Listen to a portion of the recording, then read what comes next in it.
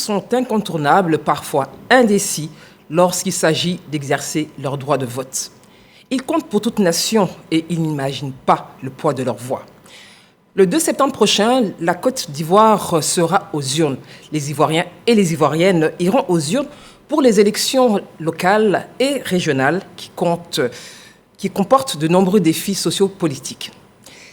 La participation active des citoyens dans ce processus démocratique est essentielle. Mesdames, Messieurs, bonsoir. 4 intervenants pour un sujet, pour une question. Participation citoyenne, gage pour des élections apaisées. Pour ce débat politique, je vous présente le docteur Nénébi Arsène. Bonsoir, docteur. Bonsoir, Eliane. Alors, vous êtes docteur conseiller expert droits de l'homme, c'est bien cela, au CNDH. Bienvenue sur ce plateau. Merci de nous avoir conviés. À vos côtés, un sociologue qui est un habitué de ce plateau. Bonsoir, Gislain Koulibaly. Bonsoir. Alors, vous êtes sociologue et expert en genre. C'est exact. Merci d'être parmi nous.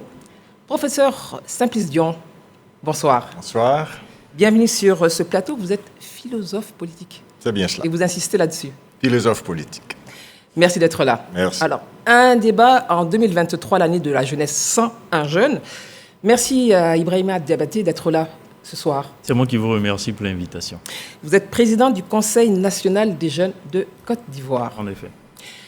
Mesdames, Messieurs, ce débat est interactif et vous pourrez donc poser vos questions, intervenir et pourquoi pas nous partager ce que vous avez vécu. Il y a un QR code qui apparaît au bas de l'écran. Mais en attendant, nous allons tout de suite retrouver Davis Oyo dans un commentaire sur l'état des lieux. Voter est un droit, mais c'est également un acte citoyen. Il donne la latitude à tout Ivoirien, jouissant de ses droits civiques, de choisir son candidat lors d'un scrutin. C'est un droit fondamental d'expression par la voie des urnes, permettant de participer à la vie de la cité. Dans toute démocratie, le taux de participation aux différentes consultations s'avère important. Et les échéances électorales sont, de tout temps, disputées et parfois très passionnées. Les élections locales et régionales prévues le 2 septembre 2023 sont très attendues par tous les partis et groupements politiques. Qu'en est-il du citoyen ?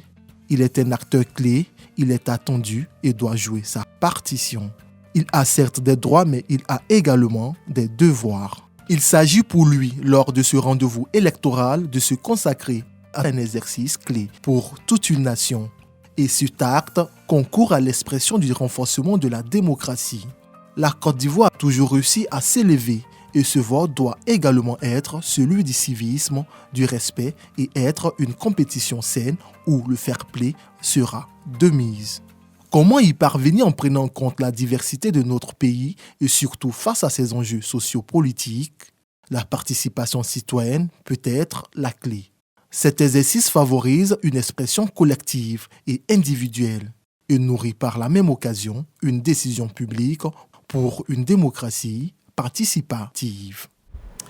Merci Davis Oyo pour le commentaire de ce papier libre. Alors, messieurs, vos commentaires après donc ce que nous a partagé Davis Oyo.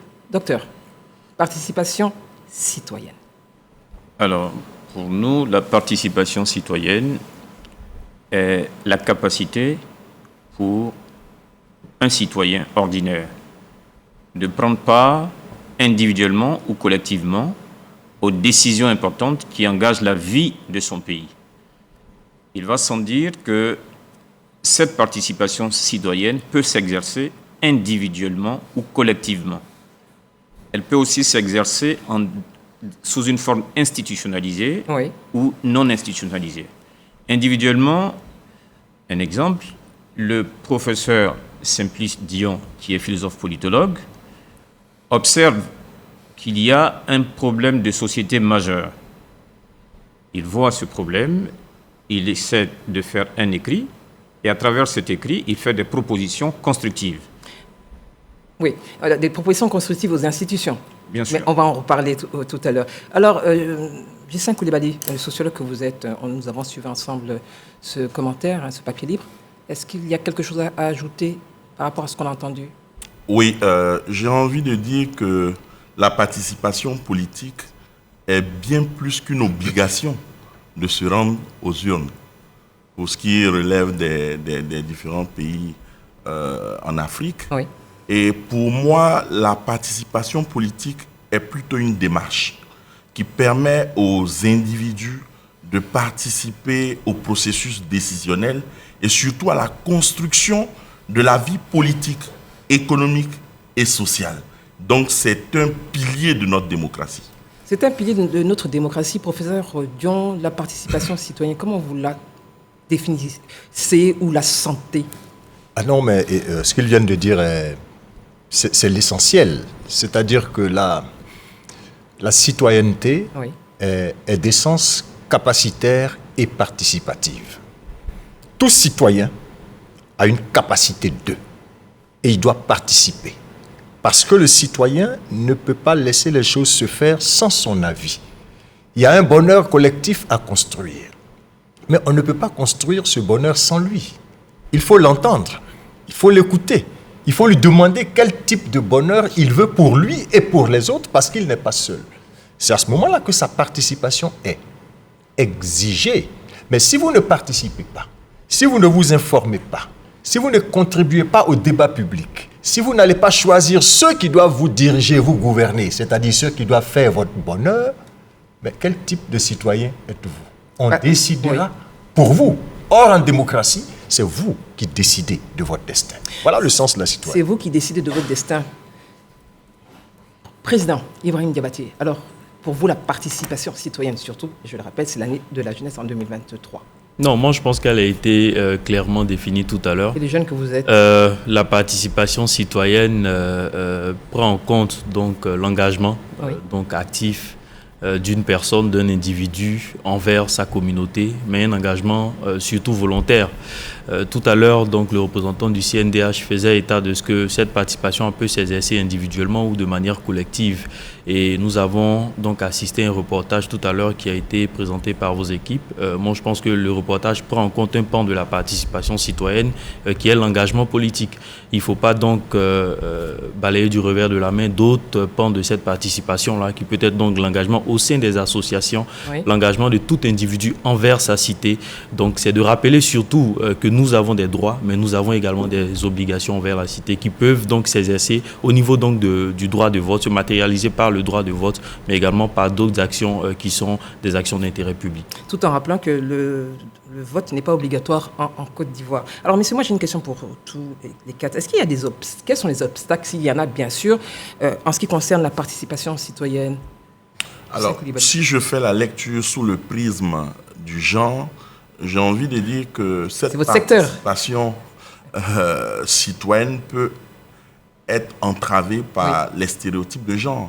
Prenons par exemple les statistiques. Si on prend le SGPH, le dernier 2021, aujourd'hui en Côte d'Ivoire, quand on regarde du côté des femmes, on a 47% de femmes.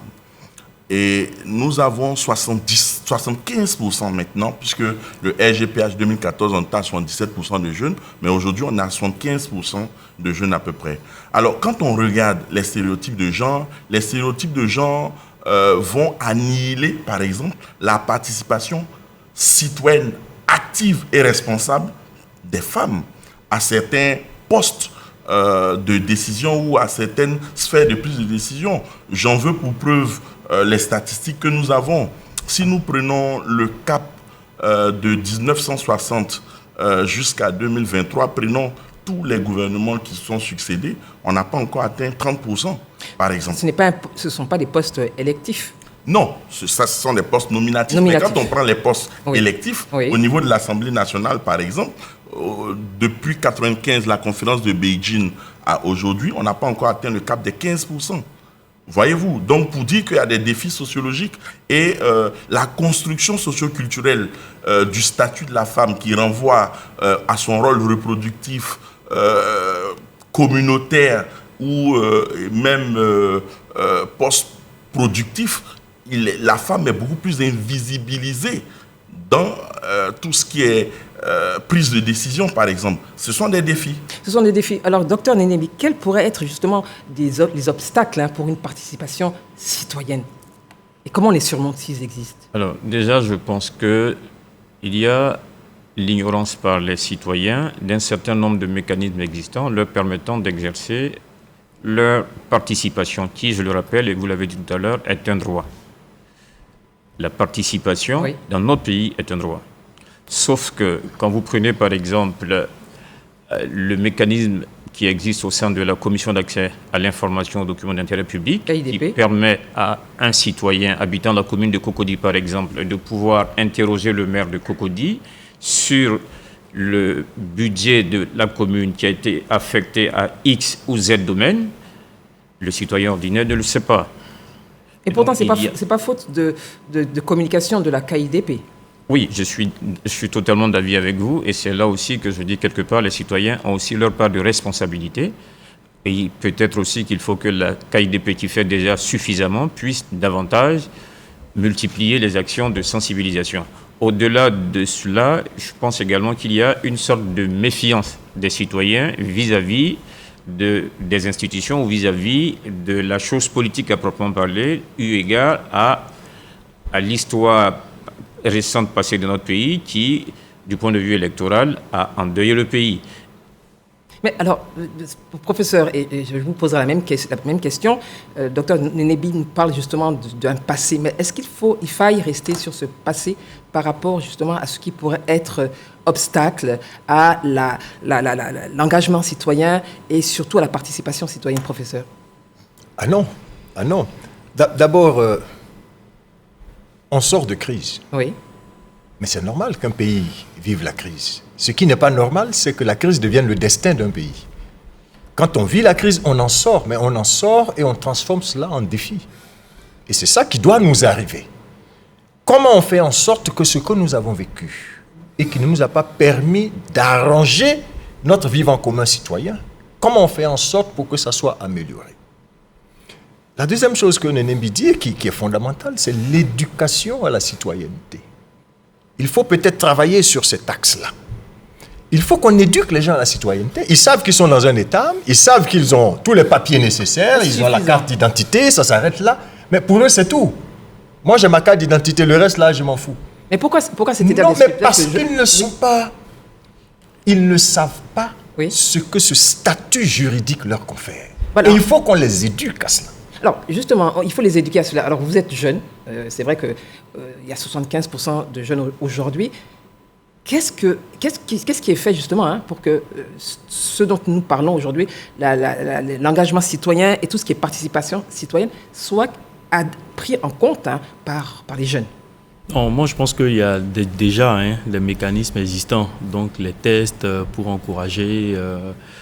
Nous avons vu dernièrement qu'il y a un projet de loi aujourd'hui, de loi d'orientation sur la jeunesse, qui viendra donc acter même le principe de représentativité des jeunes au sein des instances de prise de décision, mais également la participation des jeunes aux assemblées élues et les assemblées électives, mais également la représentativité des jeunes dans tout ce qui sera donc mission ou encore représentation de la Côte d'Ivoire au niveau international. Mais vous avez relevé un point qui est très important tout à l'heure. J'ai compris sur ce plateau effectivement que la crise que nous avons connue donc 2010-2011 a impacté durablement la perception de la communauté. Je m'exprimerai donc en tant que jeune sur ce point. Il faut dire que quand on prend ces dernières élections, donc surtout les élections municipales en 2013 et les élections de 2018, en 2013 je pense qu'on était à 36, un peu plus de 36% de taux de participation. En 2018, quand on parvient, on a un peu plus de 10% en plus, donc ça veut dire qu'on est autour de 47%. Donc ça veut dire qu'il y a une prise de conscience progressive et je rejoins donc le professeur Dion qui disait tout à l'heure que le destin d'un pays ne se résume pas à la crise. Le tout dans un pays, c'est de tirer les leçons donc, de ce qui a été mauvais, mais également de pouvoir travailler pour ne plus que donc, ces événements moins heureux là se reproduisent dans l'État et donc dans nos communautés. Et je pourrais terminer là-dessus sur les difficultés, bien entendu, qui freinent donc l'engagement des jeunes au cours des différents processus qui sont enclenchés. Pour moi, le premier point à relever, c'est le fait pour les politiques donc de désarmer leur langage. Vous savez, on a connu une crise, mais aujourd'hui, nous allons à des élections. Est-ce que les politiques vous obligent les jeunes à reprendre ce qu'ils disent? Non, pas qu'ils obligent, mais ce qu'il ne faut pas perdre de vue, c'est qu'en Côte d'Ivoire, nous avons été habitués, c'est de plus en plus maintenant, ces dernières années, que les indépendants essaient d'émerger. Ça, c'est un autre problème. Non, mais ce que je dis, c'est que nous avons été, nous avons été éduqués, nous avons été habitués à un processus classique qui ramène le militantisme politique, un militantisme au sein d'une formation politique. Donc il y a des partis traditionnels que nous connaissons, je ne me permettrai pas de les citer. Mais quand un homme politique au nom d'une chapelle donc, se présente auprès d'une population, bien entendu, en principe, c'est de dire ce qu'il prépare pour cette population, c'est de partager son offre politique. Malheureusement, on assiste à parfois donc, des messages qui sont lancés et qui n'ont rien à voir avec des propositions concrètes à l'endroit des jeunes. Je pense qu'il a lieu donc de désarmer donc, les mots envers la population, mais également il a lieu de proposer concrètement ce qui pourra faire évoluer donc, la cité. Nous reviendrons justement sur les propositions et sur ces éléments lorsqu'il s'agira de l'acte 3. Mais monsieur Coulibaly, juste après, je prends une question. Oui, rapidement. Moi, je voudrais revenir sur un élément qui me semble fondamental. On parle de participation citoyenne. Mais cette participation citoyenne qui renvoie à l'engagement permet justement aux individus de participer aux espaces de dialogue social qui existent, participer à la planification du développement, au suivi et évaluation du développement. Alors, le défi que moi je relève, c'est le défi de compétences techniques. Tout à l'heure, le professeur disait, attention, on a cette citoyenneté qui est individuelle, mais qui est aussi collective. Est-ce que nos organisations de la société civile aujourd'hui ont les compétences pour conduire le plaidoyer et surtout faire du contrôle citoyen de l'action publique? Ce sont aussi des défis qui freinent pour moi cette participation responsable et active des individus. Merci, M. Coulibaly. Je vais prendre une question. Après, je voudrais vous entendre sur ce point, parce qu'il y a quand même, vous faites de la sensibilisation, de la formation, et vous également. Je vais prendre une question parce que nous sommes suivis. Alors, est-ce possible de dissocier, c'est Abdoul de Côte d'Ivoire qui demande, est-ce possible de dissocier la participation citoyenne de la sphère politique en Côte d'Ivoire? Qui se lance? Docteur, est-ce possible de dissocier la participation citoyenne de la sphère politique en Côte d'Ivoire?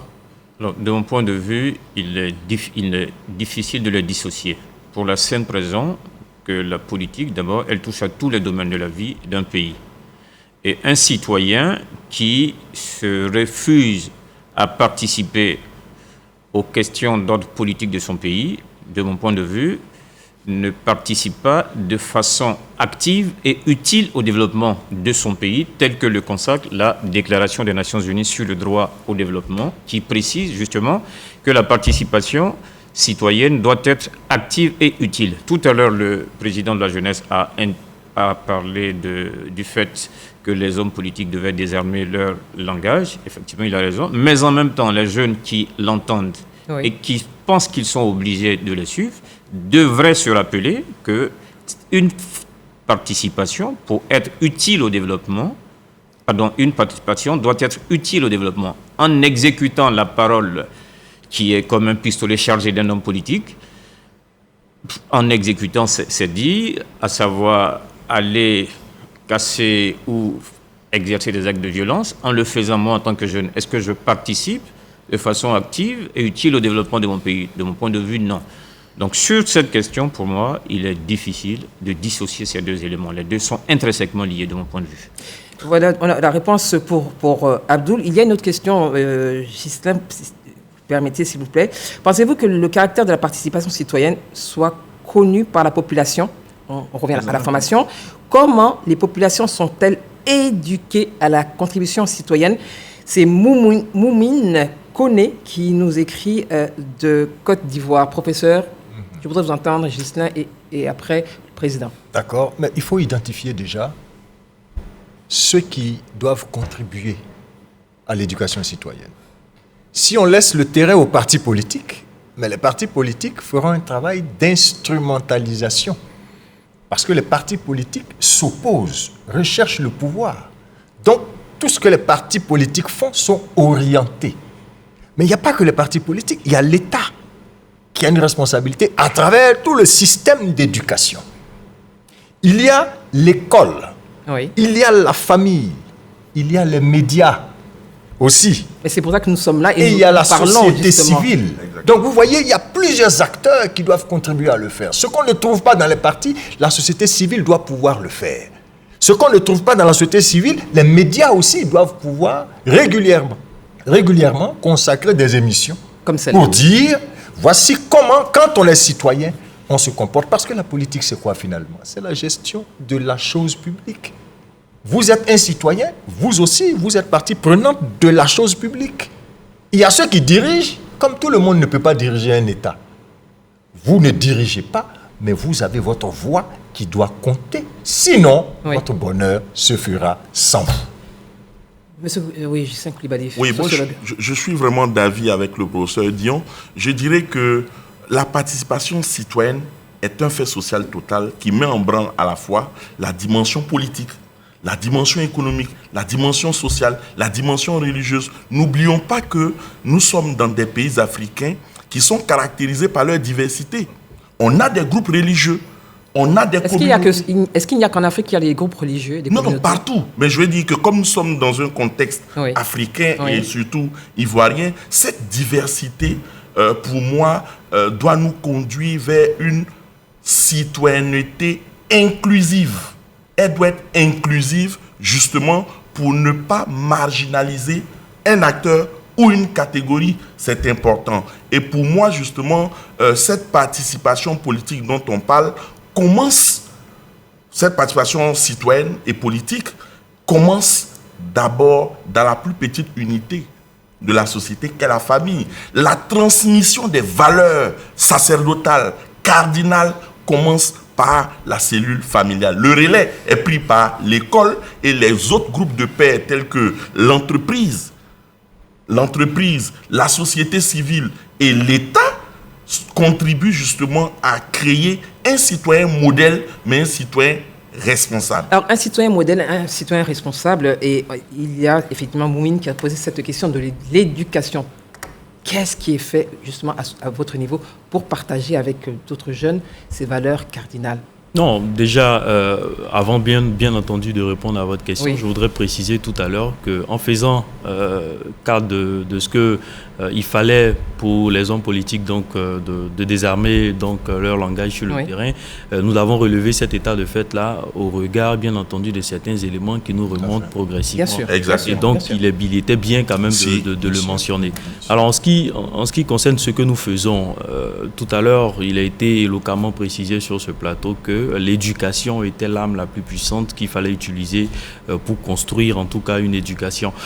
Ou encore une participation plus inclusive, une participation citoyenne. Regardez l'Allemagne au lendemain de la Seconde Guerre mondiale. L'Allemagne fait un état des lieux de sa situation et se dit comment on a pu, donc, d'un pays assez envié par tous, parvenir à ce chaos total-là. Quand ils ont fait l'état des lieux, ils se sont dit, mais attendez, il faut quand même que notre population soit éduquée. Et le rôle du Conseil national des jeunes de Côte d'Ivoire aujourd'hui, c'est de contribuer aux côtés de tout ce qui est fait par les pouvoirs publics, par les partenaires au développement, c'est de contribuer à l'éducation donc, de la population. Nos pères, du 30 juin au 30 juillet, donc, de cette année, nous avons parcouru 35 départements pour éduquer les jeunes, pour échanger avec les jeunes. Mais c'est l'occasion pour moi de remercier tous les partis politiques, pouvoir et opposition, qui sont prêtés à ce jeu-là également et qui sont associés à nous pour venir parler de leur programme, mais mieux pour venir parler de paix, pour venir parler de contribution des jeunes donc à l'évolution de leur cité. Mais ce qui nous a le plus frappé, c'était le fait pour ces acteurs-là de dire aux jeunes, alors nous avons nos divergences entre nous, Oui. ça qui ne vous regarde pas, mais il faut que vous engagez, en tout cas pour que ces élections se tiennent sans violence.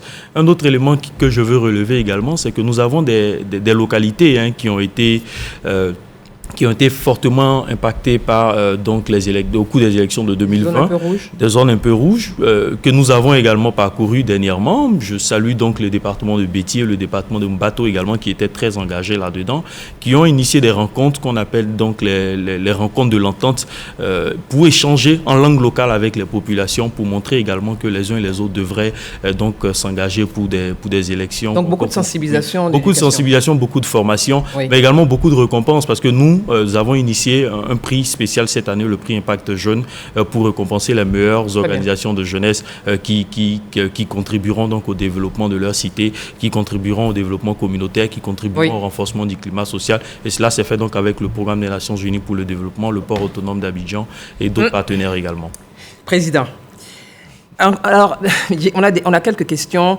Alors, pensez-vous que le caractère... Non, ça, cette question, on l'a lu.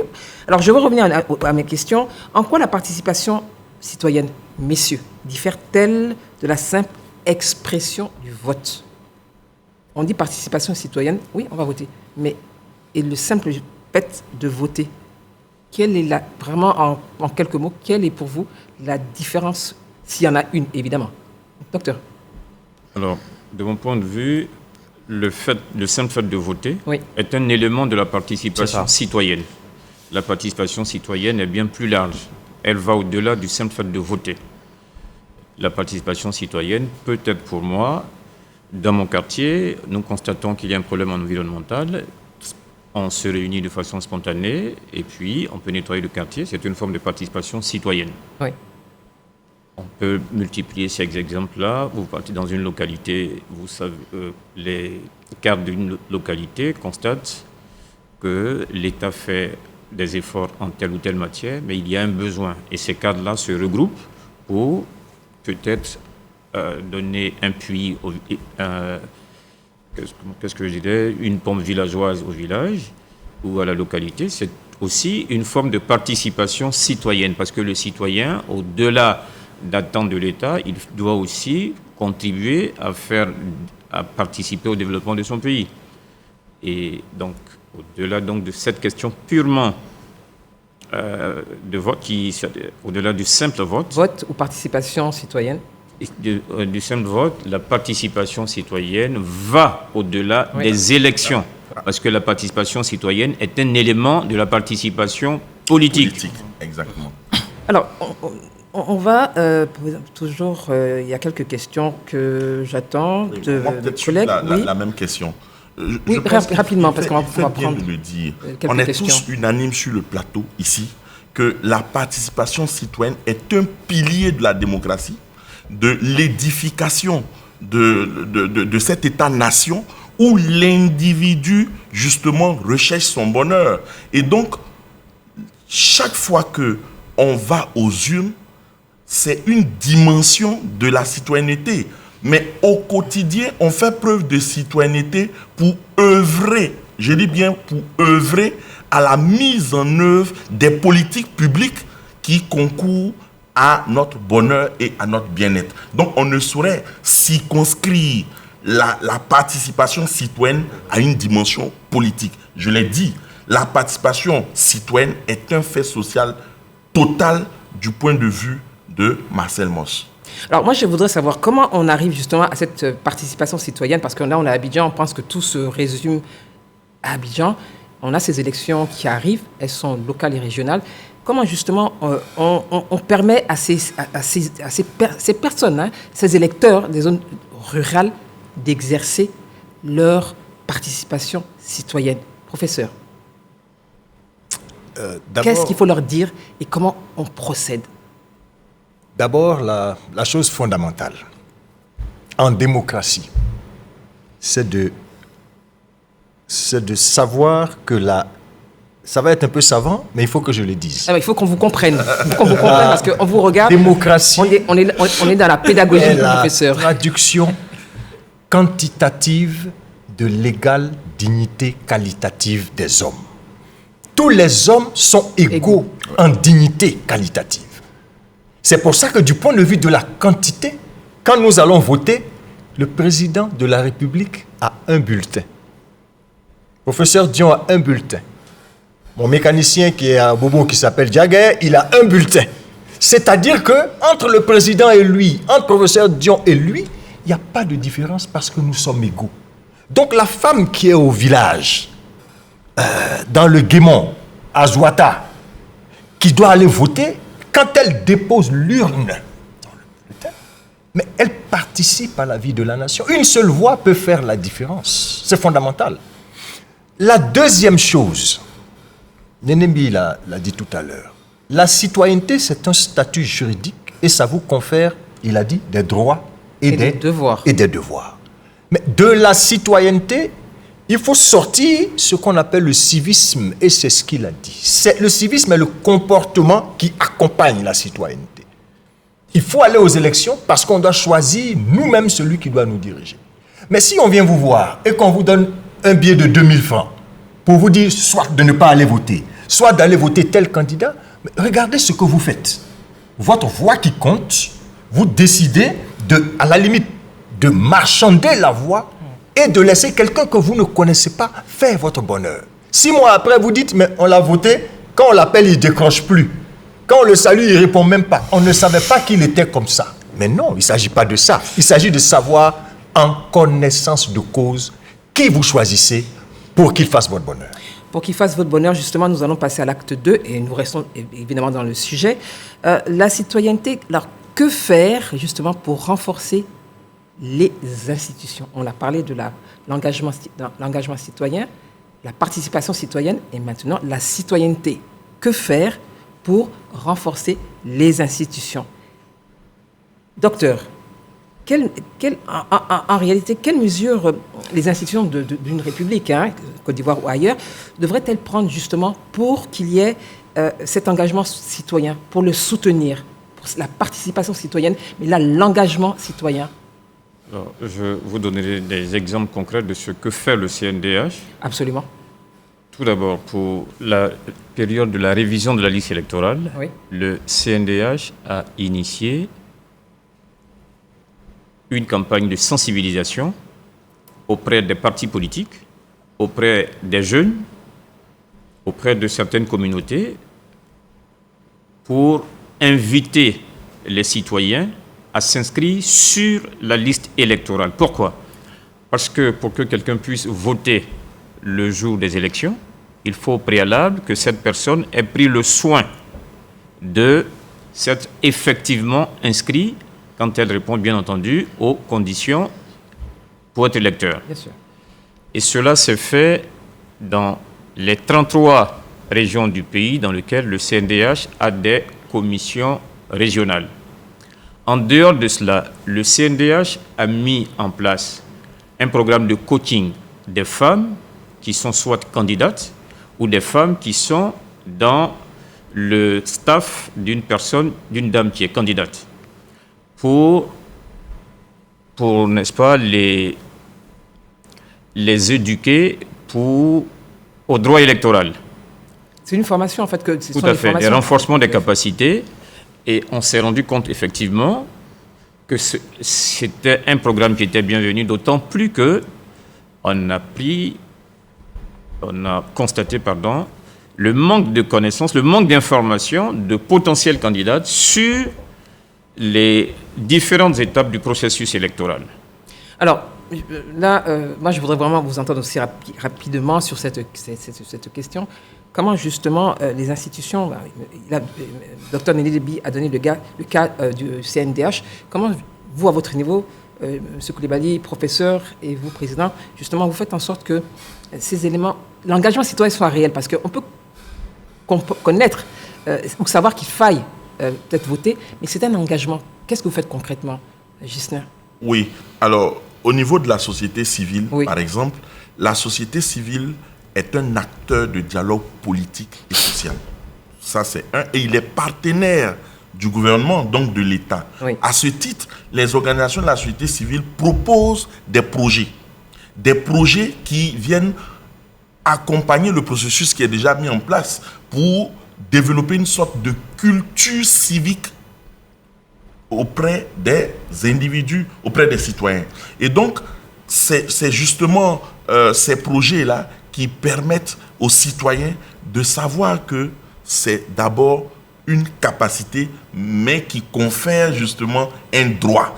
Parce que c'est une citoyenneté utile que d'aller voter. Mais s'il n'y a pas de prise de conscience, parce qu'on peut être citoyen et ne pas être conscient des opportunités, des potentialités qu'offre le statut juridique d'être un citoyen. Et donc, il appartient justement à la société civile de proposer des projets, des programmes pour renforcer cette prise de conscience et édifier les citoyens pour qu'ils passent de cette citoyenneté passive à la citoyenneté active. Alors, donc c'est de la sensibilisation, c'est de l'éducation. Est-ce que vous le faites parce que vous dites il appartient, est-ce que c'est effectif? Non, c'est effectif. Il y a plusieurs organisations de la société civile qui non seulement forment les communautés à la base, justement pour qu'on ne soit pas dans la belligérance. Et je voudrais saisir l'opportunité pour dire que la participation citoyenne est également gage de prévention des conflits. Parce que lorsqu'on croit en nos dirigeants, parce qu'ils sont légitimes, légaux, et surtout lorsqu'on ne défie pas les institutions, les dirigeants nous sont redevables et on va vers l'apaisement. On va vers l'apaisement. Professeur Dion, quel est votre regard justement sur ce rôle que pourraient jouer les institutions ou devraient jouer les institutions pour cet engagement citoyen? Mais le rôle des institutions, c'est de faire en sorte que, j'ai envie de dire, les citoyens deviennent plus citoyens, pour dire qu'ils deviennent plus actifs. Parce que ce qui fonde la démocratie, c'est les institutions. Et c'est ça qu'on ne comprend pas souvent en Afrique. On ne bâtit pas sur un homme, parce que c'est fragile, puisque l'homme, il est précaire. La démocratie bâtit sur des institutions, de sorte que quand les hommes s'en vont, les institutions pérennes maintiennent la démocratie et la vie continue. Donc, il est important que les citoyens comprennent qu'eux aussi ont le devoir de contrôle de l'activité de l'État. Il faut contrôler. Nous choisissons nos dirigeants, nous les regardons exercer une activité qui est censée faire notre bonheur, mais nous avons le moyen aussi de les suivre et de contrôler. C'est pour ça que moi, on a à l'université de Cocody, au département de philosophie, un cours sur civisme et citoyenneté. Moi, je fais un cours sur Internet et citoyenneté. On va parler. Parce que voilà, par exemple, en termes d'information, qu'est-ce que le citoyen fait de l'information? Comment il passe l'information et comment il juge ceux qui gouvernent? Ça, c'est un point important, surtout que nous sommes à l'ère du numérique. Nous voyons aujourd'hui sur les réseaux sociaux que parfois on émet des jugements sans savoir même pas de quoi on parle. On parlera d'Internet tout à l'heure dans l'axe 3, justement, le rôle d'Internet, sa force. Je voudrais poser une question donc au président.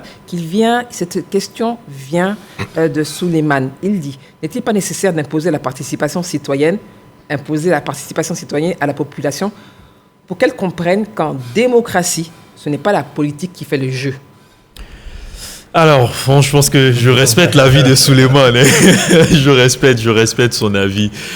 Sauf que dans certains pays, au regard de la situation, il y a certains éléments qui sont imposés. Quand vous prenez par exemple le Luxembourg, vous verrez que le droit de vote est obligatoire parce que c'est une population qui est assez, comparativement à la Côte d'Ivoire, assez réduite. Et en fonction de leur réalité, ils ont jugé bon donc d'inscrire cela dans leur constitution. Une obligation. En ce qui concerne la Côte d'Ivoire, je sais que le vote n'est pas obligatoire. Ce pourquoi nous travaillons, c'est que de manière, sinon de façon volontaire, les uns et les autres puissent se mobiliser autour de cela. Et je pense que aujourd'hui, le défi de tous les acteurs de tous les partis politiques, le défi de toute entreprise, le défi de tous les Ivoiriens et de toutes les Ivoiriennes aujourd'hui, c'est de parvenir à une meilleure sensibilisation, c'est de parvenir à toucher donc toutes les populations de sorte à ce qu'on se dise oui, nous avons des droits, mais nous avons des obligations également envers notre nation. Une participation inclusive. Alors justement, vous parliez tout à l'heure d'Internet. Le numérique est notre quotidien. Est-ce qu'il vous fait peur, docteur Nénébi? Le numérique, vous l'avez dit, est notre quotidien. Il a des aspects positifs, mais aussi des aspects négatifs. Et sur la question des élections, vous savez que dans le code électoral et le code pénal ivoirien, il n'appartient pas à une personne de donner les résultats des élections. Malheureusement, on observe que pendant la période électorale, le jour du vote, il y a des citoyens qui publient, soi-disant, des résultats sur les réseaux sociaux, ce qui participe déjà à créer des tensions. Mais avant qu'on arrive justement à ces élections, le numérique au service justement de l'engagement citoyen. D'accord. Le numérique au service de l'engagement citoyen peut-être a un aspect positif lorsqu'il est utilisé pour éduquer de façon positive les citoyens, mais en même temps, lorsqu'il sert de lieu où on vient faire la propagande de la violence verbale, où on vient appeler les uns et les autres à poser des actes de violence parce qu'on n'est pas d'accord avec X ou Z décision, oui. On se met en conflit avec la loi et on crée déjà des tensions au sein des communautés. Donc nous voulons ici appeler les uns et les autres à un usage plus intelligent de l'outil Internet pour préserver la paix sociale, pour préserver la cohésion sociale et contribuer à faire en sorte que nous puissions avoir des élections apaisées dans notre pays. Est-ce que vous pensez, M. Coulibaly, Ghislain, que justement cet outil informatique, numérique, les nouvelles technologies peuvent renforcer l'interaction entre les institutions et les citoyens pour l'engagement citoyen? Oui, sans hésitation, je vous dirais oui. Je vous dirais oui parce que aujourd'hui, peut-être le constat que nous faisons malheureusement, bien malheureusement, c'est que les citoyens ont un mauvais rapport à l'usage des réseaux sociaux. C'est tout. Sinon, on parle d'éducation, pourtant. Oui, mais les réseaux sociaux, en réalité, s'ils sont bien utilisés, ils peuvent contribuer au changement de comportement social. D'accord? Donc, on s'inscrit dans la perspective du changement de mentalité, changement d'attitude, changement de comportement. Oui, Internet peut être au service de cette participation citoyenne, responsable et active qui contribue à l'édification de notre État-nation. Et comme je l'ai dit, c'est le pilier de la démocratie, c'est le pilier aussi de la stabilité politique. Malheureusement, ce qu'on constate, c'est que l'accès à Internet aujourd'hui est un défi. Vous voyez, quand vous regardez la Côte d'Ivoire, tout le monde n'a pas accès à Internet parce que les data coûtent cher. Premier défi. Deuxième défi... Pourtant, il y en a qui ont 2-3 téléphones avec oui, mais ce n'est pas tout le monde. On ne peut pas aussi regarder la société élitiste. Il faut comprendre qu'on a plus de 35% de taux de pauvreté, mais quand on regarde au niveau régional, on a des pics de 80% de pauvreté. Donc, aujourd'hui, l'accès est un défi, mais la maîtrise, l'utilisation de Internet pose problème parce qu'on n'utilise pas les réseaux sociaux pour aller former les citoyens à leur activité première qui est de bâtir une société égalitaire, une société équitable et inclusive. Donc je pense que les réseaux sociaux malheureusement sont très mal utilisés et on a l'impression qu'on a un très mauvais rapport et je n'ai pas envie de dire un mot méchant. Mais on utilise les réseaux sociaux pour développer les contre-valeurs, malheureusement. Je pense qu'il y a une forme de liberté aussi dans l'usage des réseaux sociaux. Mais liberté ne veut pas dire libertinage, malheureusement. On est d'accord, mais quand vous parlez de caporalisation, je voudrais juste comprendre, il y a une liberté, chacun utilise, en termes de liberté, je crois que la AK a pris une loi qui justement, qui doivent pouvoir de façon progressive poursuivre et réglementer. Et puis, n'oublions pas que nous avons quand même aussi la PLCC qui est suffisamment, je pense, aiguillée et formée pour certains contrevenants. C'est pour cela que moi, je milite pour une éducation à l'information et aux médias émergents surtout. C'est fondamental. Les jeunes aujourd'hui ont un rapport très problématique avec le numérique. Ah, il y a un jeune qui est là, il va vous répondre. Il va confirmer ce que j'ai dit. Non, je ne sais pas. Problématique avec le numérique. Il prendra la parole tout à l'heure. Parce que c'est une technologie. Rien que ça, c'est une technologie. Le numérique ne dit pas faites ceci, faites cela. Le numérique est une technologie. Ce que vous allez en faire, c'est vous qui décidez. C'est pour ça qu'il faut éduquer les gens à cela. Oui, le numérique, pour moi, Internet, c'est un puissant vecteur de revitalisation de la démocratie. Parce qu'on n'est plus à la démocratie athénienne où il y avait quelques citoyens qui pouvaient se réunir pour se parler et décider du sort de la cité. Avec la démographie, on est passé à des populations inestimables et donc on est dans une logique où il faut des représentants. Le problème qui s'est posé dans les démocraties occidentales, c'est que les populations disent que leurs représentants ne traduisent pas réellement ce qu'ils pensent. Les aspirations. Aujourd'hui, le numérique vient permettre aux citoyens de s'exprimer. On dit qu'on va faire telle œuvre dans une ville, le citoyen peut dire, je pense que ce n'est pas bon de faire ça sur ce site, mais il faut le faire ailleurs. Et après, il ne peut même pas être écouté. Quand on voit tous les citoyens, mais souvent le nombre, c'est ça la démocratie, oui. Numériquement, le nombre met la pression. Mais je ne connais pas un homme politique qui ne va pas prêter une oreille attentive à des critiques positives sur Internet. Absolument. Mais quand vous passez le temps à l'insulter, à l'injurier, à le dénigrer, je ne connais pas un homme politique qui va passer son temps à écouter ceux qui l'injurient et qui le dénigrent chaque jour. C'est pour ça que je dis qu'il est important qu'on retourne nos valeurs et qu'on dise aux jeunes, mais pas seulement les jeunes, il y a des gens d'un certain âge. C'est la population, hein, c'est pas... Et donc il faut qu'on travaille sur... Non, je ne les stigmatise pas du tout. La preuve, sa présence ici et sa façon d'aborder la question montre qu'il n'est pas de cette engeance-là. Donc c'est une manière de dire qu'il faut qu'on fasse attention à l'éducation aux médias, à l'éducation aux réseaux sociaux, parce que ça peut être un instrument fondamental pour asseoir notre démocratie. Président, alors qu'est-ce que vous en pensez justement de cette interaction entre le numérique, les réseaux sociaux, les institutions et l'engagement citoyen? Non, moi je pense que c'est un fait. C'est de savoir que les Ivoiriens, notamment les jeunes, utilisent de plus en plus les réseaux sociaux pour externaliser donc certains besoins, pour également critiquer, pour contribuer.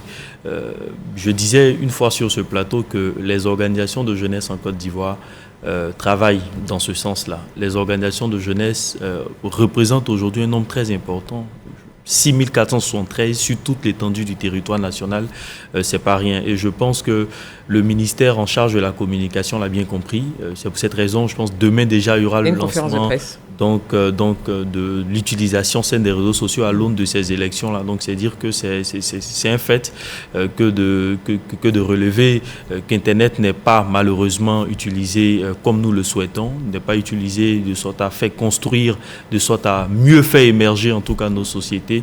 Et je pense que la responsabilité est partagée. Il faut qu'il y ait en tout cas des mécanismes beaucoup plus inclusifs au niveau local, mais il faut également que les uns et les autres se disent que Internet, il y a un peu de tout le monde, ça peut choquer la sensibilité. Nous évoluons dans un pays, dans un état de droit, nous évoluons dans un environnement qui est régi par des textes et par des normes qu'on se doit de respecter, sinon on sera frappé donc par les sanctions qui vont arriver. Mais justement, en parlant de loi, parce que c'est vrai que l'Internet aujourd'hui rend tout le monde est député, tout le monde est maire, tout le monde est élu, c'est une réalité.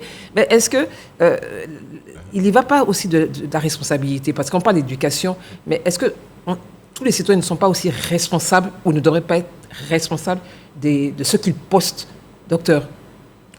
Évidemment, chaque personne est responsable de ce qu'il poste. Et c'est un principe élémentaire en droit.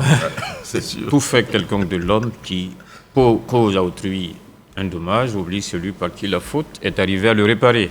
Et c'est d'ailleurs pour cela que le droit ivoirien adresse cette question-là en prévoyant des sanctions pour des personnes qui en feraient un usage tout à fait... En tout cas, qui pourrait causer des problèmes ou... oui, vous vouliez dire... Non, juste pour dire qu'avec l'avènement, par exemple, des réseaux sociaux, on a constaté une montée en puissance d'une nouvelle forme de violence. Ce sont les violences en ligne, qu'on appelle les violences numériques. Vous savez que quand on regarde la stratégie nationale de lutte contre les VBG, on a 6 types de VBG homologués. Mais aujourd'hui, avec ce à quoi on assiste, on fait un plaidoyer justement pour que la stratégie qui date de 2014-2015 soit révisée pour prendre en compte ces nouvelles formes de violence. Parce qu'on ne peut pas accepter que, c'est vrai que Internet est un exutoire, mais que des personnes qui soient peut-être en dépression se mettent sur Internet pour aller développer c'est des paroles sexistes, c'est des violences sexistes à la limite. Et là-bas, le statut social de la femme, malheureusement, est réduit à sa plus simple expression. Et donc, il faut justement qu'au niveau de la ACA, on continue la réglementation, parce que je salue les initiatives du gouvernement qui tendent à baliser et à contenir les dérives en termes de formes de violence. Justement, comment, vous parlez donc, des femmes, il y a quelques jours, nous étions ici pour parler des 30%. c'est un acquis. Mais comment justement faire en sorte que la diversité soit respectée et qu'il n'y ait aucun groupe qui ne soit marginalisé? On parle des réseaux sociaux, on parle de ce qui peut faire peur, de la violence. Comment justement, vous êtes jeune, comment justement on fait en sorte que tous les groupes soient respectés et aient leur place dans les élections dont nous parlons, la campagne, avant, pendant et après? Non, moi je pense que c'est en ayant des politiques inclusives, tout simplement. Je sais que dans le cadre de l'élaboration donc du programme jeunesse du gouvernement qui a été élaboré, qui a été adopté par le gouvernement à la suite de l'annonce du président de la République, son Excellence M. Alassane Ouattara, qui a décidé de décréter donc l'année 2023, année de la jeunesse, il a plu au gouvernement d'inviter tous les jeunes, société civile, jeunes entrepreneurs, jeunes dans le domaine du transport, et puis après les jeunesses des partis politiques, toutes tendances confondues, pour leur dire, tiens, nous avons une idée, nous voulons la construire avec vous, nous voulons ensemble que nous adoptons un document consensuel. Et il nous a été donc demandé d'aller réfléchir. Et nous, chacun dans sa base, chacun dans sa structure, a consulté jusqu'aux représentants de la localité la plus éloignée. Et à la suite de cela, ce document a été adopté. Et aujourd'hui, c'est un document consensuel, c'est un document inclusif, c'est un document qui relève les réelles aspirations des jeunes parce qu'il a été le fruit de concertation, même dans les contrées, comme je le disais, assez reculées. Il y a un adage qui disait, et je le disais dernièrement, que la beauté d'un tapis se caractérise par la diversité de ses couleurs. Donc il faut qu'on comprenne que les diversités sont une richesse qu'on se doit d'exploiter. Oui. Et il faut qu'on se dise que les diversités ne peuvent que faire avancer notre pays et donc avoir des politiques inclusives qui permettent aux uns aux autres de s'exprimer sont source d'abord de renforcement du climat social, mais également sont source donc de développement. Alors comment on garantit, messieurs, que l'engagement justement citoyen ne devienne pas un outil de manipulation politique et qu'on reste axé sur l'intérêt public, l'intérêt général? Monsieur Coulibaly, professeur, vous réfléchissez. Président, docteur, qui se lance? Professeur. Alors, c'est là toute la difficulté. L'homme politique a son schéma, il a ses objectifs. Si vous vous présentez à lui et qu'il a la possibilité de vous instrumentaliser pour atteindre ses objectifs, il le fera. C'est pour ça qu'on est forcément obligé de revenir à la question de l'éducation et de l'information, pour que chacun sache le rôle qu'il joue dans la cité. Il est un citoyen, et il est un citoyen au même titre que celui qui le dirige. Plus intéressant encore, c'est lui qui choisit celui qui le dirige. Donc il a un pouvoir supplémentaire sur lui.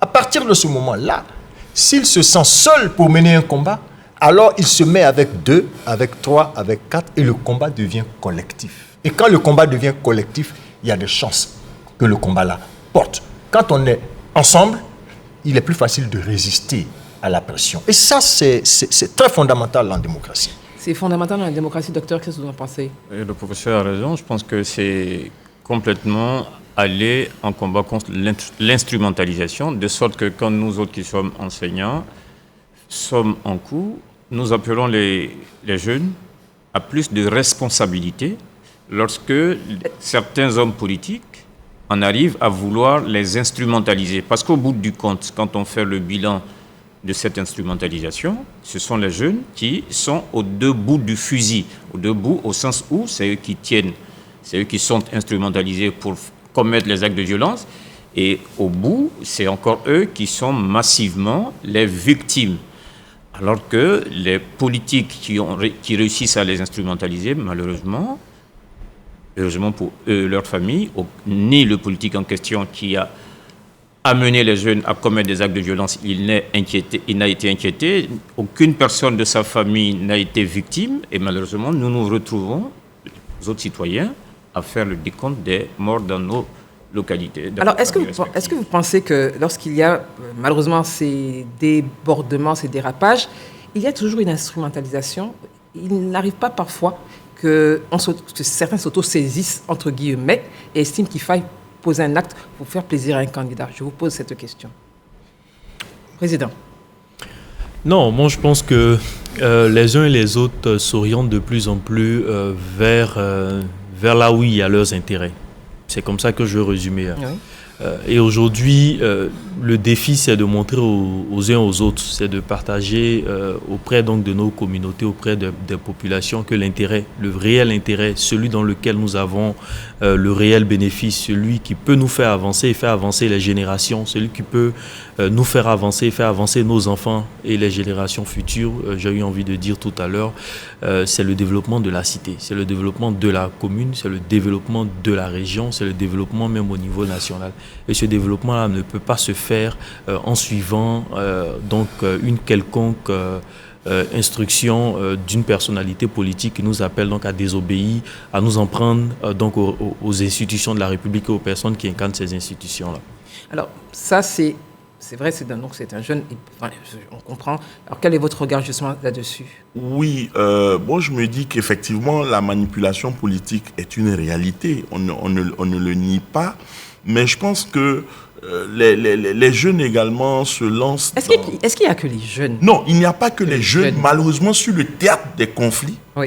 Malheureusement, quand on arrive au décompte macabre, ce sont les jeunes qui justement sont à la tête justement de ces regroupements et autres. Ils payent un lourd tribut. Ils payent un lourd tribut. Et c'est pour cela que moi, je pense qu'il faut parler d'éducation, mais aussi de responsabilité. Parce que si les personnes qui vont vers ces hommes politiques vont pour des opérations de charme, juste pour plaire, malheureusement, c'est à déconseiller. C'est à déconseiller. Parce que pour moi, il a raison.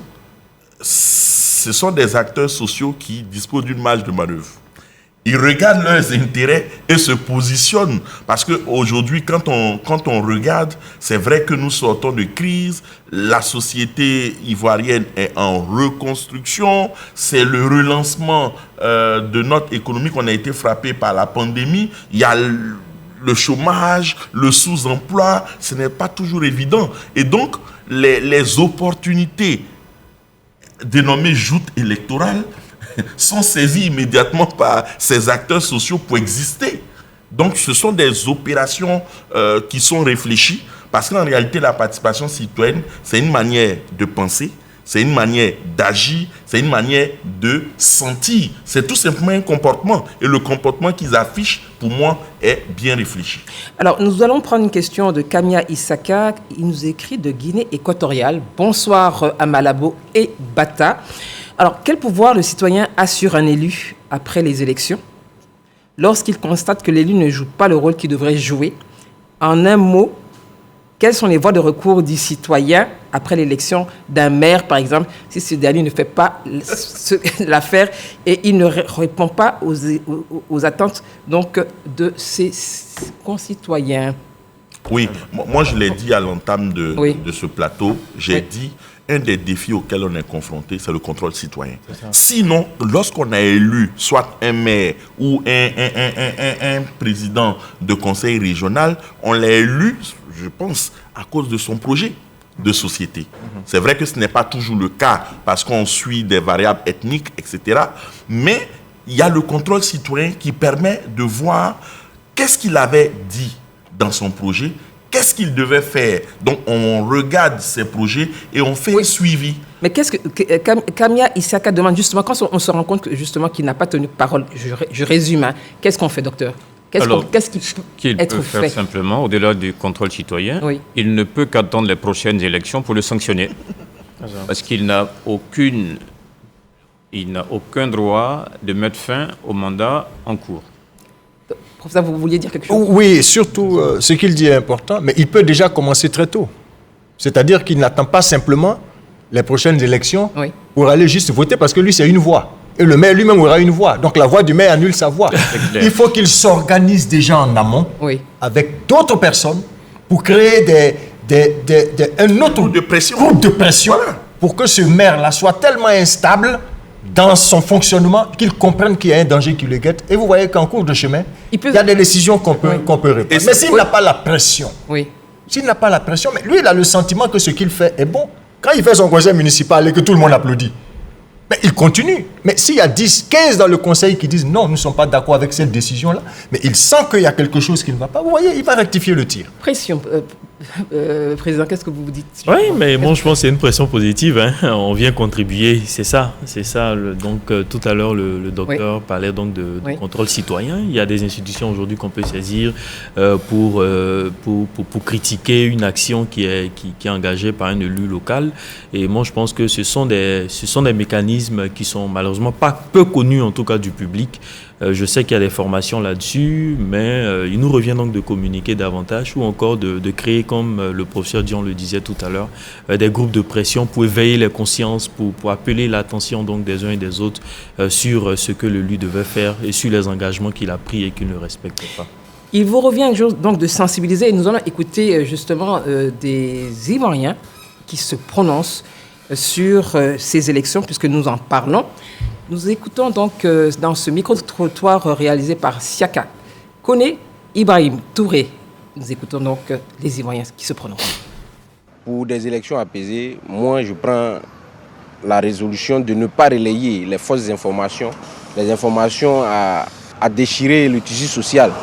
Je prends la ferme résolution de diffuser des informations dans le but d'apaiser, de pouvoir accepter les résultats qui vont sortir des urnes. Les choses vont d'abord commencer par moi-même. Je dois moi-même d'abord aller voter, et par la suite encourager mon entourage, mes proches à aussi aller voter. Il ne doit pas avoir de conflit, tout doit bien se passer. En tout cas, il faudrait que chacun même se dise qu'il a une part de responsabilité à accomplir dans cette histoire. Moi-même personnellement, je vais d'abord voter. Et puis galvaniser mes amis, mes proches, et puis bon, chacun de nous, qu'on puisse aller voter. Voilà. Il y a des gens peut-être qui sont prêts pour nous. Il faut aller donner l'occasion de montrer ce qu'ils peuvent faire pour nous autres. Une nation ne peut se bâtir que sur la paix. Une élection, ce n'est pas la guerre. Et pour atteindre cette paix, un élément de 4 lettres, mais qui est le socle, le fondamental de toute nation, pour le développement. Et si on va aux élections avec une élection troublée, c'est sûr que la Côte d'Ivoire ne connaîtra pas les plus belles heures des nations développées. Donc, comme jeunes, nous nous engageons à avoir des élections apaisées, des élections sereines et des élections consciencieuses. Élections sereines, consciencieuses, engagement citoyen, donc impact pour des élections apaisées. Merci à Siaka Kone, Ibrahim Touré et au montage Ami Sangaré. Messieurs, des propositions de citoyens. Un commentaire là-dessus? Oui, j'ai écouté de très très belles propositions. Faites par des jeunes. Oui, faites par des jeunes. Ah ouais, parce qu'effectivement, c'est la ligne de la jeunesse. Lorsque ces jeunes s'engagent à tourner le dos justement à la violence et surtout à ne pas utiliser les réseaux sociaux de façon négative, c'est à saluer. En tout cas, bravo aux jeunes. Et malheureusement, moi, je crains que les Ivoiriens n'aient pas tiré les leçons, malheureusement, de Qu'est-ce qui vous fait dire ça? Oui, je crains parce que chaque fois que nous sommes à l'orée de joutes électorales ou dans les préparatifs, les différents états-majors justement s'excitent et ça peut dévier et arriver justement à cette violence. Malheureusement, je regarde la scène politique, le champ politique. Pour moi, un dénominateur commun, c'est la violence.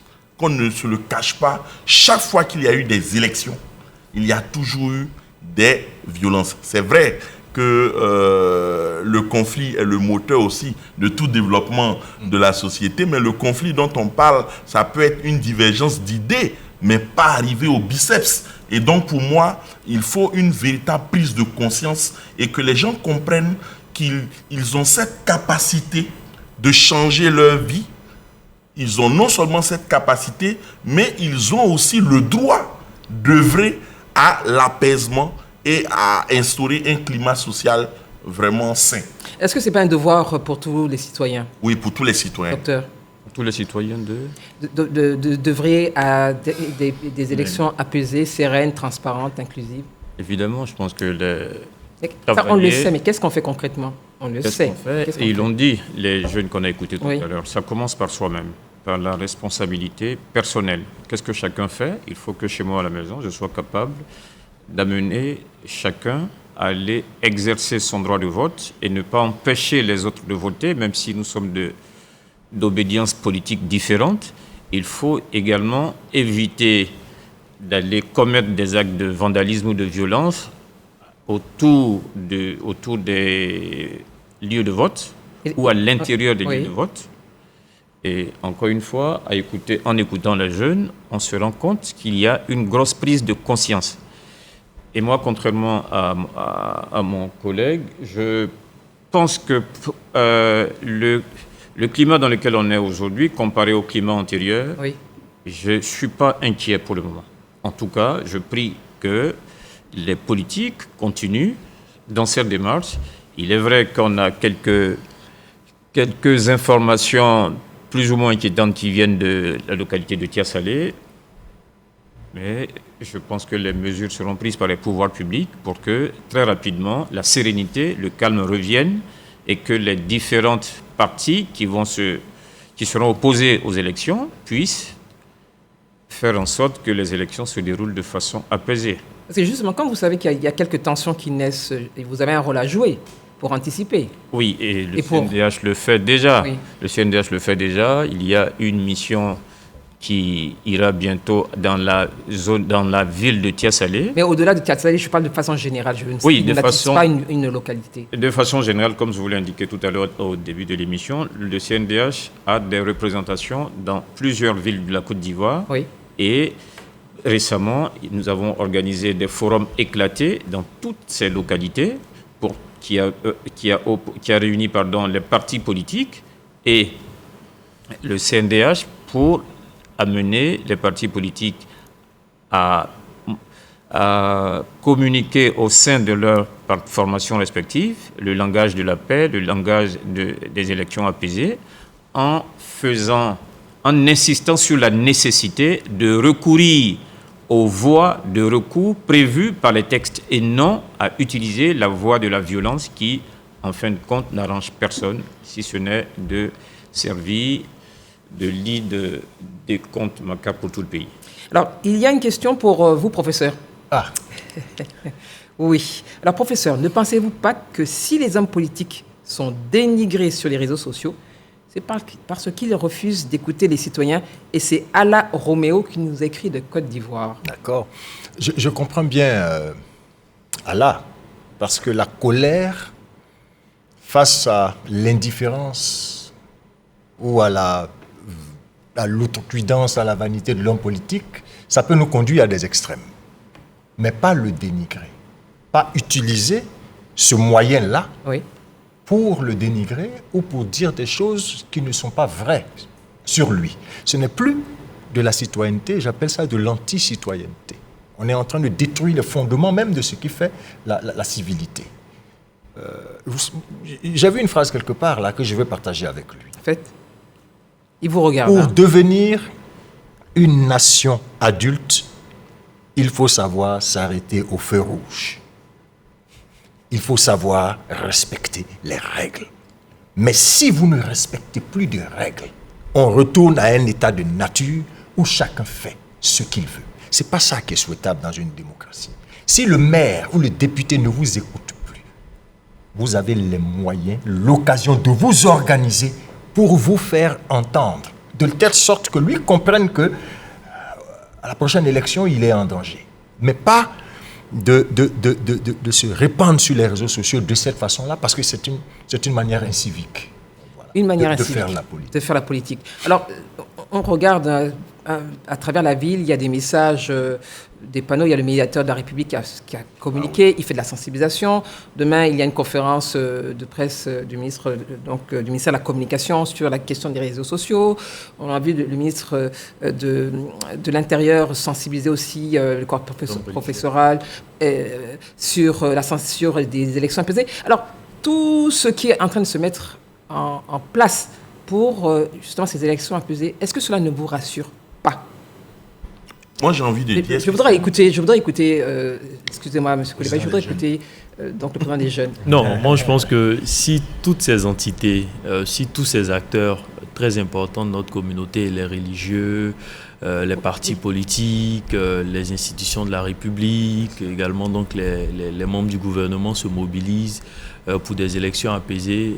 C'est comme pour dire à M. Kader qui est intervenu tout à l'heure dans le reportage que c'est la paix qui est le gage de tout développement. C'est parce que c'est la condition sine qua non de tout peuple qui aspire au progrès aujourd'hui. Et je pense que le médiateur de la République reçoive donc dans ses locaux tous les candidats aux élections et que les uns et les autres viennent main dans la main prendre des engagements écrits pour dire qu'on s'engage pour des élections sans violence. Ce sont des messages forts, qu'il faut saluer. Ce sont des messages que nous souhaitons également dans les contrées reculées. Nous, on l'a fait à notre niveau, au niveau du Conseil national des jeunes de Côte d'Ivoire. Je le disais d'entrée de jeu, dans 35 départements. Et on se dit que cette initiative-là doit toucher encore plus et encore dans les canaux, même dans les contrées les plus reculées. Et nous serons disposés donc à accompagner dans cette dynamique, étant donné que nous sommes déjà engagés. Il y a déjà eu des signatures par le passé. Est-ce qu'on peut espérer que ces signatures seront respectées? Dr Nenebi, ces engagements. L'espoir est permis. Nous voulons faire confiance en ces hommes politiques et nous pensons également qu'ils ont l'occasion de démontrer à la Côte d'Ivoire leur disposition à faire de la politique dans la paix, à réserver à la Côte d'Ivoire la paix, à réserver aux jeunes un avenir pacifique en faisant de la paix le socle de toutes leurs actions et également des paroles qu'ils auront à prononcer à l'occasion de ces élections à venir. Alors, l'ANP, donc c'est l'autorité nationale de la presse, il y a 2 semaines, il y a eu un communiqué justement sur des mots, donc intolérance et autres tenus par les hommes politiques, et ils demandaient aux médias justement de ne pas les relayer. Alors, quel est le message ce soir qu'on peut passer à ces hommes politiques, aux médias également, qui relaient donc pour un environnement apaisé, professeur? Alors, il est important que les médias s'impliquent dans la culture de la paix. C'est un acteur fondamental. Je prends l'exemple d'une télévision, c'est pas vous. On prend une télévision, on fait de la fiction. Si vous ne montrez que des films de violence du matin au soir, quel type de message vous passez aux enfants d'abord et aux jeunes ensuite? Mais si vous ne passez que des films de paix, ce qu'on appelle des paxogènes, quel type de message vous passez? Vous êtes en train de construire des jeunes dans le sens de la paix. Donc, ce que les médias relaient, c'est fondamental. Mais si on passe le temps à relayer ce qui est méchant, ce qui est malsain, ce qui est dangereux pour la cohésion sociale, mais ça s'incruste. Les gens inculquent ça. Ça devient des valeurs pour eux alors que c'est des antivaleurs. Mais c'est ça qu'ils vont reproduire. Malheureusement, on fonctionne par mimétisme. Les jeunes imitent. C'est comme si on est tous passés par là. On appelle ça l'identification. Vous voulez qu'ils s'identifient à quoi? À des valeurs? Proposez-leur ces valeurs-là. Les jeunes vont s'identifier. Mais si vous leur proposez des antivaleurs, ils vont s'identifier à ces antivaleurs. Ils vont dire que nos parents se comportent ainsi, l'État se comporte ainsi, mais si eux se comportent ainsi, pourquoi nous allons nous priver de faire comme? Voilà toute la chose. Deuxième chose que je voulais dire, c'est que dans l'élan de ce que Néné disait tout à l'heure, c'est un pays pacifique, ce n'est pas un pays où il n'y a pas de conflit. C'est un pays où les conflits ne dégénèrent pas en violence. Donc, qu'il y ait des conflits, qu'il y ait des divergences dans la société, que les partis politiques s'attaquent, c'est normal. Mais que ça ne déborde pas en violence brutale qui va mettre la société en danger, c'est ça qu'il faut protéger. C'est ça qu'il faut protéger. Justin, je voudrais vous entendre, et après le professeur, justement, sur ces paroles, cette intolérance et des propos qui sont parfois injurieux, qui sont avant d'être relayés, ce sont des hommes, des femmes, en tout cas des potentiels des candidats qui les partagent. Quel message aujourd'hui il faut leur partager? Oui, malheureusement, ce qu'on a constaté ces dernières années, c'est de dire que toutes les ruptures sociales que la Côte d'Ivoire a connues ont fait émerger une culture de violence. Ça, c'est un constat. Maintenant, et comment on en sort? Parce que là, on a fait l'état des lieux. Comment on en sort? Comment on déconstruit cette culture de la violence qui s'est érigée comme une norme? une norme de régulation de nos comportements. Les médias doivent s'impliquer, on l'a dit. Pourquoi ? Parce que justement, c'est le 4e pouvoir. Et les médias ont un rôle important, c'est l'éducation de nos populations.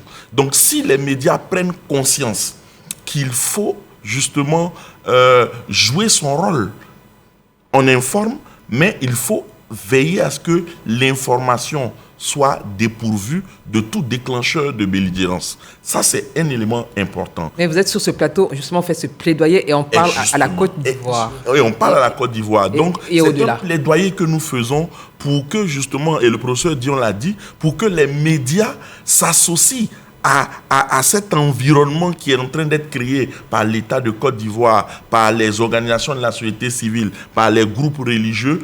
On souhaite tous aller à la paix et que les élections du 2 septembre ne soient pas une demi-finale pour aller à la finale en 2025.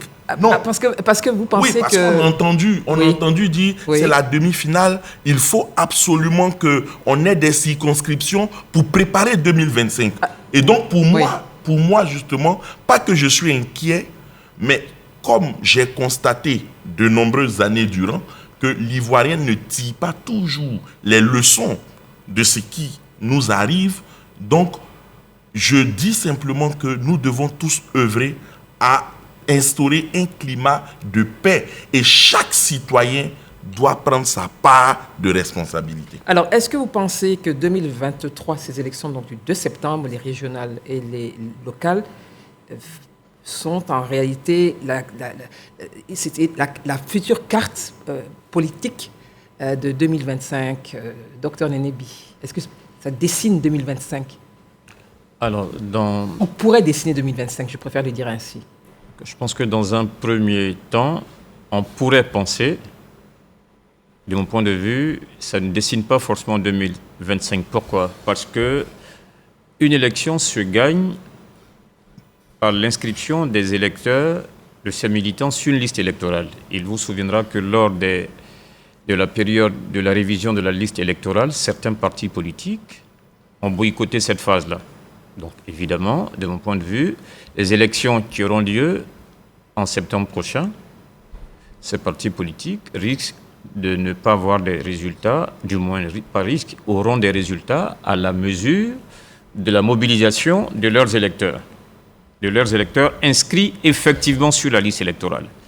Toutefois, ça pourrait avoir un impact sur 2025 si les élus issus de ces élections municipales, de ces élections régionales, locales et régionales, en arrivent à réaliser un travail fort apprécié des populations. Et aujourd'hui, de plus en plus, on constate que les populations commencent à aller vers des hommes politiques qui les portent vers le haut.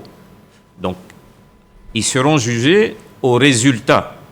Et ça va permettre, de mon point de vue, à des électeurs de pouvoir peut-être suivre les partis politiques dont sont issus ces élus locaux qui auront bien travaillé.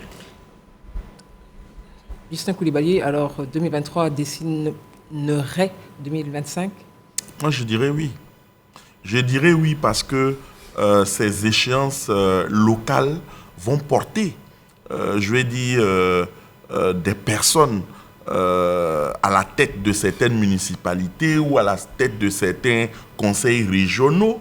Et n'oublions pas que derrière ces personnes qui seront élues, il y a un investissement. Investissement en termes de projet, il a dit, investissement en termes de programme pour améliorer le quotidien des Ivoiriens au niveau déjà local, au niveau urbain, au niveau rural, etc. Et donc, je pense que le citoyen va aller, adouber la politique justement du parti qui met en œuvre, lui, son projet qu'il aimerait voir. Et vous voyez, aujourd'hui, on a des infrastructures qui naissent, etc. Je vois des citoyens qui sont heureux, donc ils peuvent sanctionner positivement tous ces investissements qui sont faits et ça pourrait préfigurer de 2025, pourquoi pas. Professeur, votre avis, 2025? On est dans la compétition. c'est le jeu politique. Alors, les hommes politiques, c'est des stratèges. Il ne faut pas penser que nous, on les juge parfois de loin, c'est des stratèges. Quand ils posent un pas, ils savent où ils s'en vont, ils savent comment ils organisent, ils sont dans un schéma. Ils vont tirer les leçons de cette élection. Et ça doit leur permettre maintenant de constituer des leviers pour attaquer 2025. C'est fondamental. Mais ce qu'il faut peut-être dire, parce que nous sommes ici pour quand même comme des lanceurs d'alerte, c'est de dire que quand des gens se présentent à vous, oui, il y a le parti, oui, il y a le vécu, mais il y a surtout le projet. Qu'est-ce qu'il veut faire pour vous? Comment veut-il contribuer à votre mieux-être? Il faut qu'il puisse le dire. Il faut arrêter avec ces candidats que j'appelle le président m'a dit. Parce que si vous allez dans toutes les circonscriptions aujourd'hui, beaucoup vont dire je connais le président. Le président dit que parfois c'est vrai. Le président dit que si vous me choisissez, il va faire ceci. Mais ce n'est pas le président qui va développer la mairie de Mans ou la mairie de Bondoukou, je ne sais pas quoi. C'est le maire que vous avez élu. Qu'il vous explique comment, avec qui, avec quels moyens il compte faire telle chose. Et sur cette base, vous le jugez. Mais le président ne peut pas être le fonds de commerce pour lui, celui qu'il va brandir pour dire si je suis élu, il fera tout. Le président connaît tout le monde. Même moi. Le président connaît tout le monde. Même vous. Le président, je voudrais répondre cette question et on fera un tour de table. Non, dis-moi avec qui tu marches, je te dirai qui tu es. Je pense que c'est l'adage qui motive cette démarche-là. Je pense que c'est l'adage qui motive cette démarche. Et si je veux m'inscrire donc dans ce prolongement, je dirais que les uns et les autres, pour ceux qui disent aux populations, le président m'a dit, le président m'a envoyé, ils s'adossent certainement à un bilan reluisant du président de la République et se disant que si le président m'a envoyé vers vous et qu'il a un tel programme, naturellement, si vous votez pour moi, il aura donc ces répercussions-là donc au sein de nos communautés. Mais je veux juste intervenir très rapidement sur le fait qui, pour moi, est très important. Aujourd'hui, quand on mène des enquêtes terrain, quand on essaie d'échanger avec les jeunes au quotidien, quand on essaie d'échanger avec des personnes même en situation de handicap, puisqu'elles sont touchées également par nos actions, ce qui revient aujourd'hui... C'est vrai qu'il ne faut pas les oublier. On parle de diversité. Justement, en situation de handicap, elles ont des droits. Justement. Et ce qui revient au quotidien, c'est que les populations nous disent... On s'en fout des partis politiques. Ce qui nous intéresse, c'est comment faire pour que mon enfant parte à l'école, qu'il puisse avoir de meilleurs résultats, avoir une éducation de qualité et qu'il puisse être un bénéfice pour moi, de sorte à ce qu'au cours de ma retraite, il puisse m'aider, m'accompagner et donc puisse en tout cas tenir la famille. C'est ça aujourd'hui. Et je pense que ces élections-là doivent permettre aux différents candidats de dire ce qu'ils feront concrètement pour les populations. Je suis solidaire de ce qui a été dit par le professeur Dion. Au niveau éducatif, au niveau de la santé, au niveau de l'amélioration même des conditions, au niveau environnemental, au niveau de la gestion des déchets, au niveau local bien entendu. Et ce sur quoi ils comptent réellement pour pouvoir accomplir en tout cas toutes ces belles paroles qu'ils présenteront dans les projets. Parce que le projet ne suffit pas en lui seul. Le monsieur il viendra devant vous pour vous dire « Ah mais tiens, je peux faire ça pour vous », mais ce sur quoi il compte réellement pour pouvoir en tout cas améliorer vos conditions de vie. Et je pense que c'est ce qui permettra aux uns et aux autres d'avoir des acquis solides pour, comme vous l'avez dit tout à l'heure, 2025. Comme vous avez la parole, on va faire un tour de table. Nous arrivons au terme de ce débat. Donc vous avez la parole. Un message pour ceux qui nous regardent, les candidats et ceux qui vont voter. Un message direct et simple.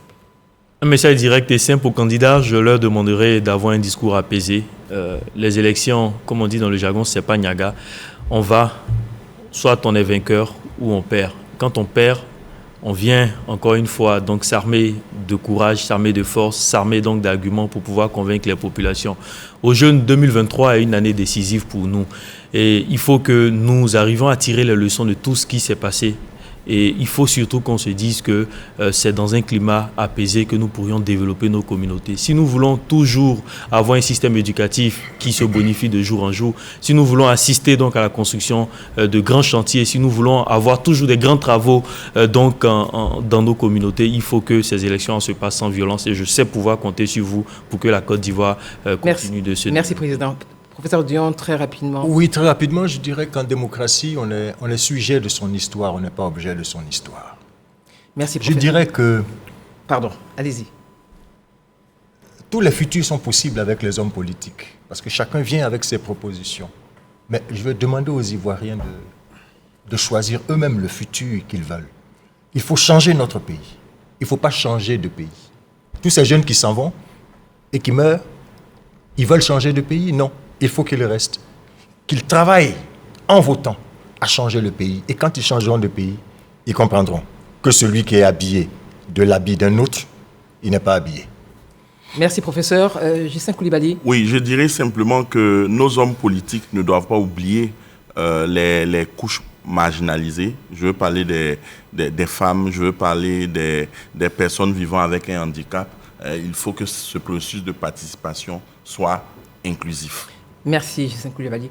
Aux hommes politiques, je veux leur dire que les élections sont un jeu et ils sont capables d'offrir un autre visage à la Côte d'Ivoire en nous servant des élections pacifiques. Et aux électeurs? Aux électeurs, nous invitons tous les électeurs à refuser d'être manipulés, à refuser l'instrumentalisation qui conduit à des violences.